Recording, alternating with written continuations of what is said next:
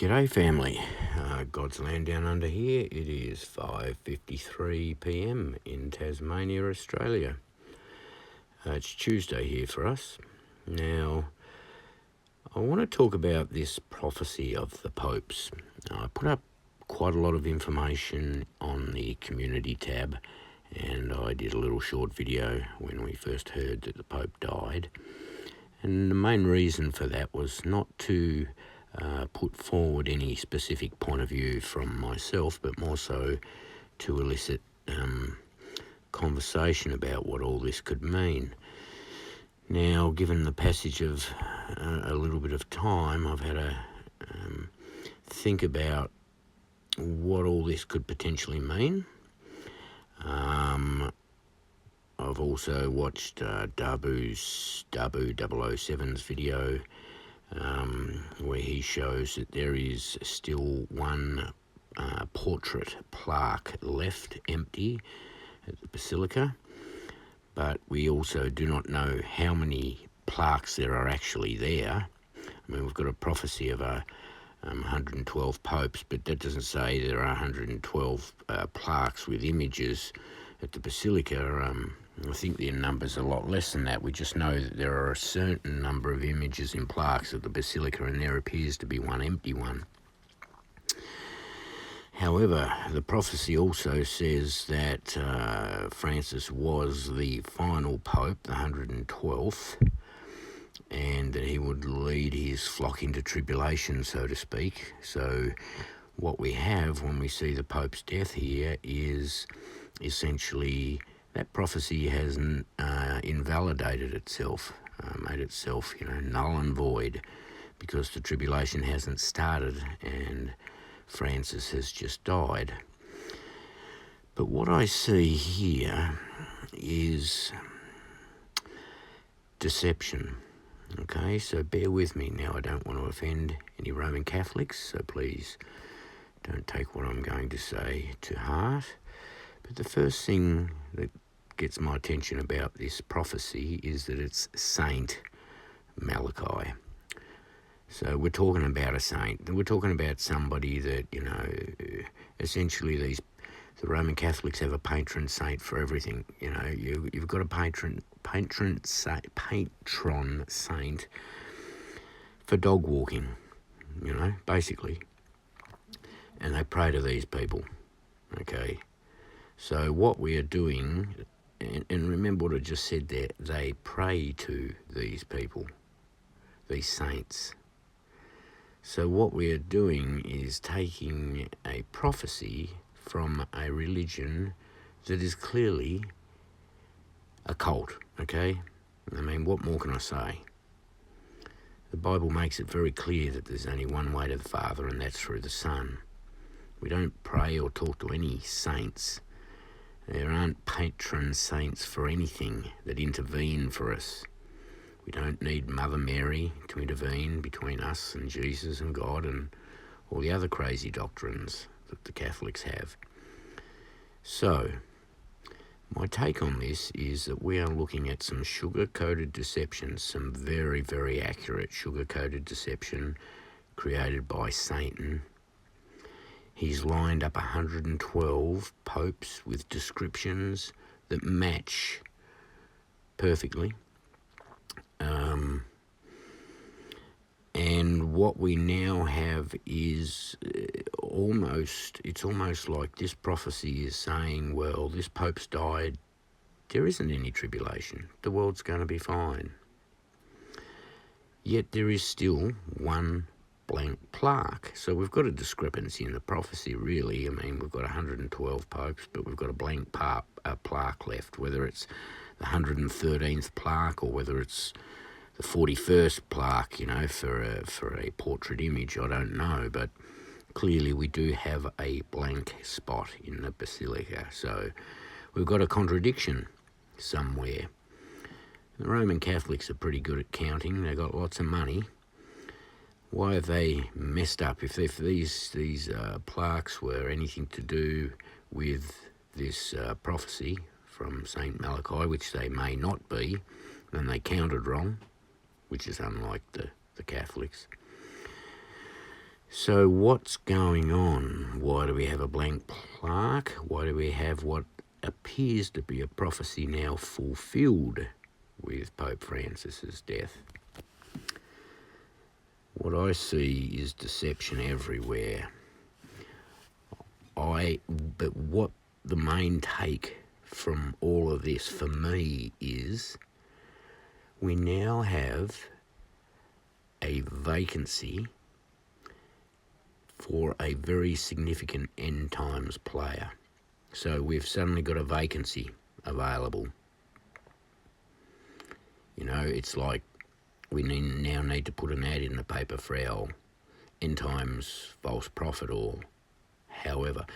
Now remember, we make a lot of assumptions when we use terms like false prophet, etc. People assume firstly that this person is going to come out of the Catholic Church. That may not be the case.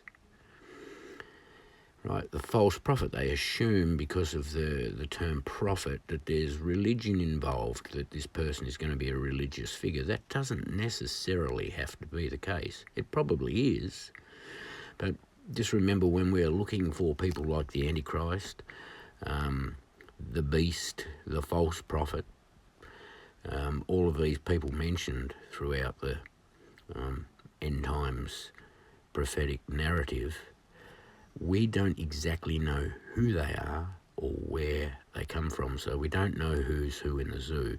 There's a lot of speculation about who the Antichrist is. People think it's Obama, people think it's Trump, people think it's King Charles.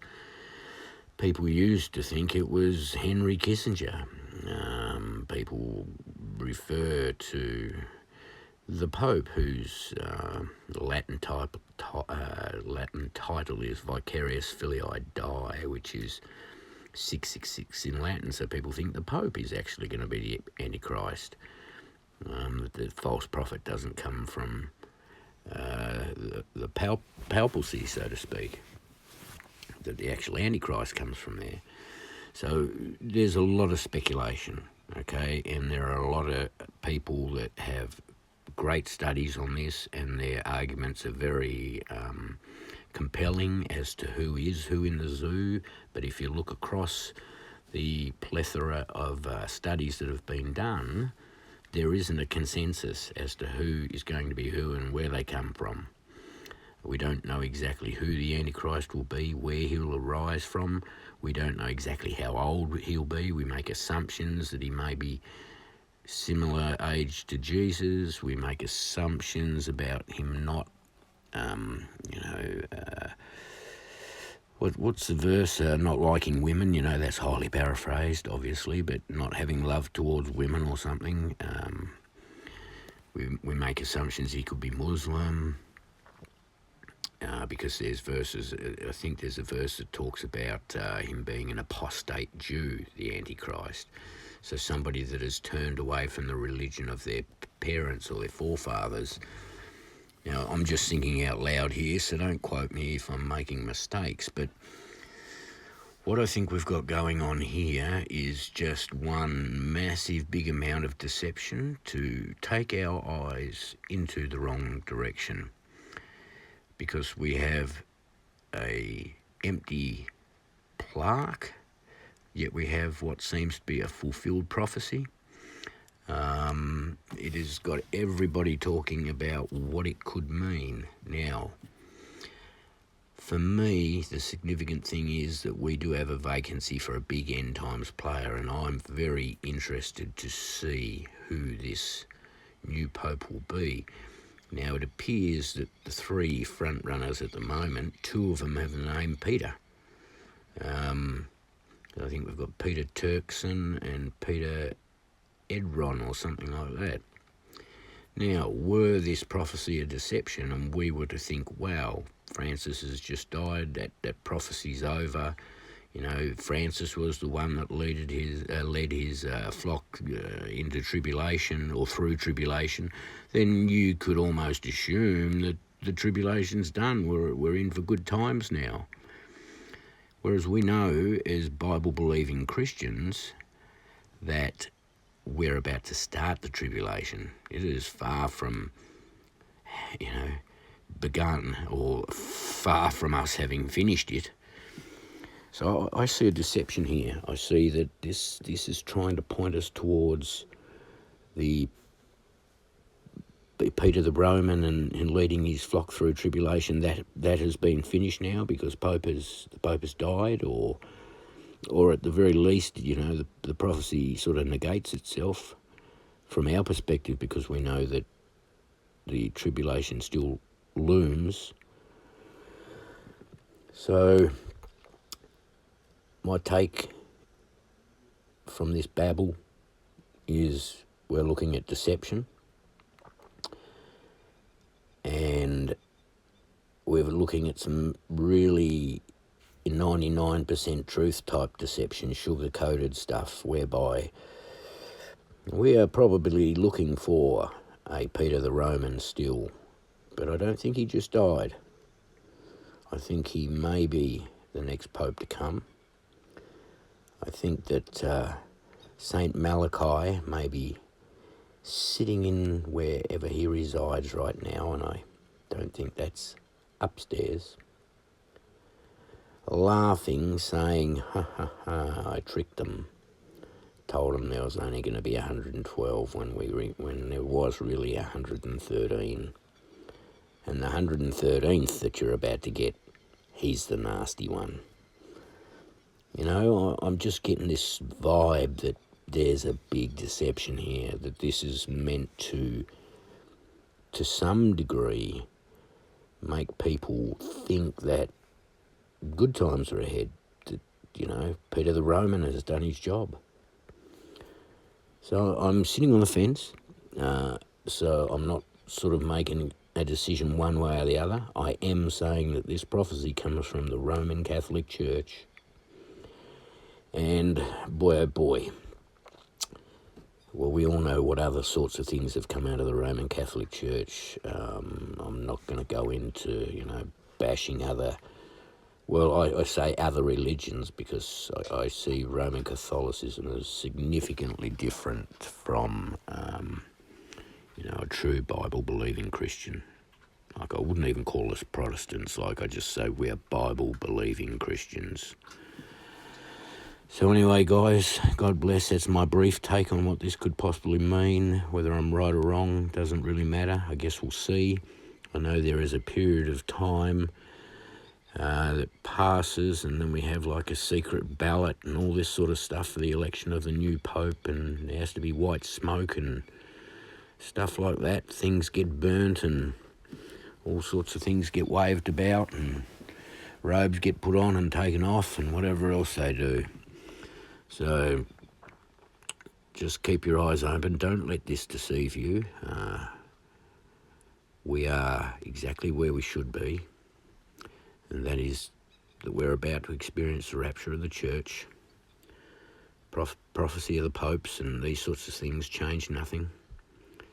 We already have the playbook as to how this is going to go down, and we know all the boxes are ticked. So God bless, guys. We will be leaving soon.